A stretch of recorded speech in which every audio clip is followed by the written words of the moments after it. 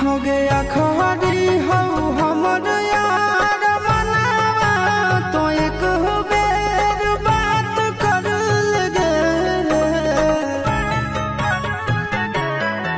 हो गया खरी हो हमर यार मनावा तो एक बेर बात कर लगे। हो गे सुना यारवा हो भरती पटनवा में आके मुलाकात कर लेगे। आगे सुना यारवा हो भरती पटनवा में आके मुलाकात कर लेगे। आगे चली जाइबू छोड़ी के